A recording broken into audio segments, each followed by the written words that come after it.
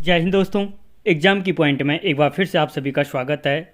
दोस्तों, आज के इस वीडियो में हम भारतीय संविधान से संबंधित 30 महत्वपूर्ण क्वेश्चनों को यहाँ पे डिस्कस करेंगे। दोस्तों, जो एग्जाम के पॉइंट ऑफ व्यू से बहुत ज़्यादा हेल्पफुल होने वाला है। यहाँ पे हमारी जो ये पॉलिटी की सीरीज चल रही है, अगर आपने अभी तक नहीं देखी तो ज़रूर देखिए, क्योंकि इसमें बहुत सारे इंपॉर्टेंट क्वेश्चनों को सम्मिलित किया जा रहा है। तो देखते हैं दोस्तों, आज का जो पहला क्वेश्चन है, संसद की संयुक्त बैठक की अध्यक्षता कौन करता है।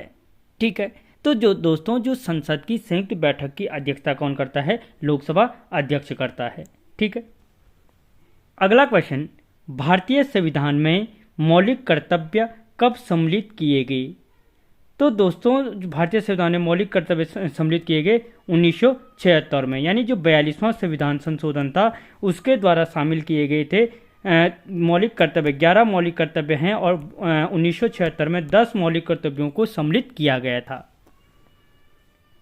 अगला क्वेश्चन, कौन सी धारा संसद तथा राज्य विधानमंडलों में अनुसूचित जातियों के लिए सीटों का आरक्षण बताती है। ठीक है, यानी जो संसद की विधानमंडल संसद तथा और विधानमंडलों में जो अनुसूचित जातियों के लिए सीटों में आरक्षण दिया जाता है वो किस अनुच्छेद के अनुसार दिया जाता है, तो याद रखना अनुच्छेद 330 व 332 के अनुसार दिया जाता है। ठीक है, अगला क्वेश्चन, पंचायती राज प्रणाली में महिलाओं के लिए कितनी प्रतिशत सीटें आरक्षित हैं। जो पंचायती राज प्रणाली है उसमें संविधान के अनुसार महिलाओं के लिए आरक्षित सीटें कितनी हैं, तो दोस्तों कितनी सीटें हैं, 33% सीटें हैं। जबकि हम उत्तराखंड की बात करें तो यहाँ वहाँ पर क्या है, 50% सीटें आरक्षित हैं।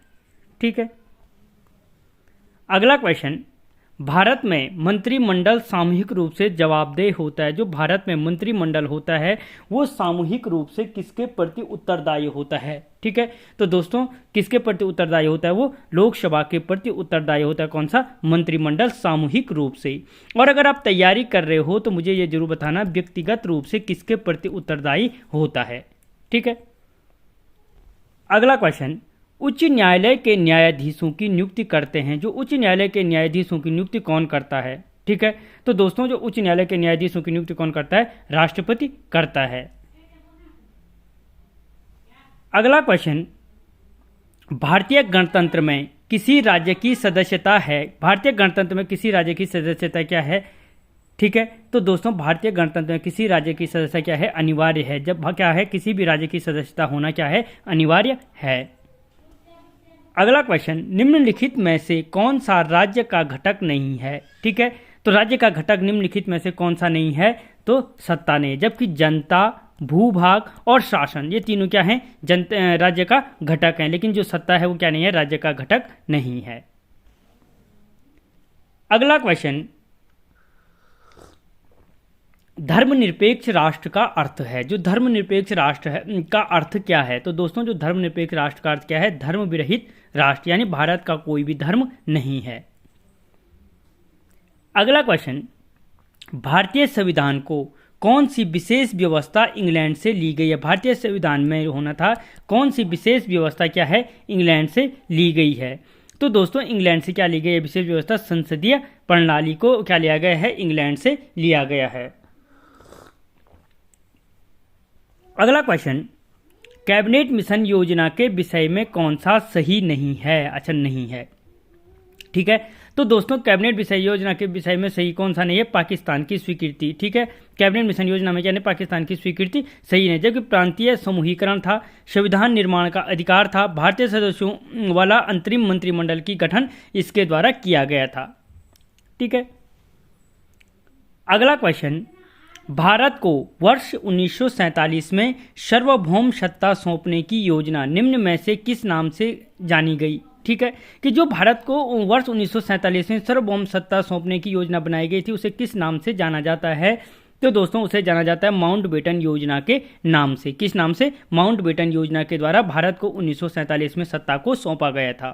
ठीक है, अगला क्वेश्चन, मिंटो मौर्य सुधार का उद्देश्य था। जो मौर्य मिंटो सुधार अधिनियम था उसका उद्देश्य क्या था? तो दोस्तों जो मौर्य मिंटो सुधार अधिनियम था उसका मुख्य उद्देश्य था पृथक निर्वाचन प्रणाली। ठीक है, पृथक निर्वाचन प्रणाली क्या था? मौर्य मिंटो सुधार अधिनियम था और इसी ही क्या कहा गया था? भारत का सर्वनाश अधिनियम कहा गया था। अगर कभी पूछा जाए कि भारत का सर्वनाश अधिनियम किसे कहा गया, तो मौर्य मिंटो सुधार अधिनियम को क्या कहा गया था? भारत का सर्वनाश अधिनियम भी कहा गया था।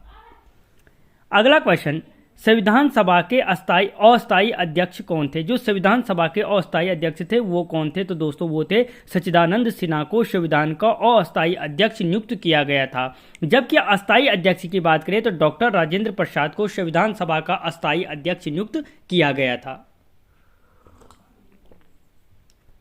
अगला क्वेश्चन, संविधान सभा के अस्थायी अध्यक्ष कौन थे? वही क्वेश्चन आ गया, डॉक्टर राजेंद्र प्रसाद क्या थे? संविधान सभा के अस्थायी अध्यक्ष थे। अगला क्वेश्चन दोस्तों, भारत में वैध प्रभुसत्ता निहित है। जो भारत में वैध प्रभुसत्ता निहित है वो किस में है? तो दोस्तों किस में है? संविधान में क्या है? भारत की वैध प्रभुसत्ता निहित है। अगला क्वेश्चन, किस वाद ने संसद को मौलिक अधिकार में संशोधन का अधिकार दिया? ठीक है, किस वाद ने संसद को क्या दिया? मौलिक अधिकारों में संशोधन का अधिकार दिया था। तो दोस्तों याद रखना, जो मौलिक अधिकारों में संशोधन का अधिकार दिया गया था वो केशव चंद्र भारती मामले में दिया गया था। किस मामले में मौलिक अधिकारों में संशोधन का अधिकार दिया गया था? तो सिंपल भाषा में केशव चंद्र भारती मामले में मौलिक अधिकारों में संशोधन का अधिकार दिया गया था। याद रखना, मोस्ट इंपॉर्टेंट क्वेश्चन है। अगला क्वेश्चन, संविधान के अंतर्गत बंदी प्रत्यक्षीकरण समादेश जारी करने का अधिकार किसमें निहित है? ठीक है, जो क्या है बंदी प्रत्यक्षीकरण का आदेश है वो किस अधिकार के तहत निहित किया गया है? तो दोस्तों किसमें निहित है? वो उच्च तथा उच्च न्यायालय दोनों, यानी दोनों के दोनों न्यायालय, भारत का सर्वोच्च न्यायालय और राज्यों के जो उच्च न्यायालय हैं वो दोनों क्या कर सकते हैं? बंदी प्रत्यक्षीकरण समादेश जारी कर सकते हैं। ठीक है। अगला क्वेश्चन, निम्नलिखित में से कौन सा मूल अधिकार नहीं है? ठीक है, निम्नलिखित में कौन सा मौलिक अधिकार नहीं है? तो दोस्तों कौन सा इनमें से मौलिक अधिकार नहीं है? संपत्ति का अधिकार। ठीक है, स्वतंत्रता का अधिकार है, समता का अधिकार है। ठीक है, जबकि संपत्ति का अधिकार वर्तमान समय में मौलिक अधिकार नहीं है, इसे क्या कर दिया गया? हटा दिया गया है। अगला क्वेश्चन, 17वीं लोकसभा अध्यक्ष हैं। जो 17वीं लोकसभा अध्यक्ष हैं दोस्तों कौन है? ओम बिरला क्या हैं? 17वीं लोकसभा अध्यक्ष हैं। अगला क्वेश्चन, भारत में वित्त आयोग के सदस्यों की नियुक्ति किसके द्वारा की जाती है?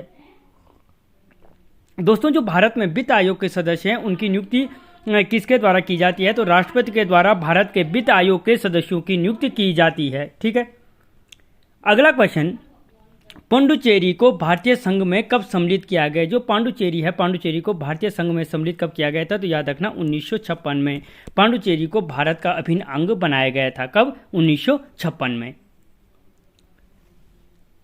अगला क्वेश्चन, निम्नलिखित में से किस समिति का पदेन अध्यक्ष लोकसभा का अध्यक्ष होता है? ठीक है, किस समिति का क्या होता है? पदेन लोकसभा अध्यक्ष होता है। तो दोस्तों याद रखना, जो नियम समिति होती है, नियम समिति का पदेन अध्यक्ष कौन होता है? लोकसभा अध्यक्ष होता है।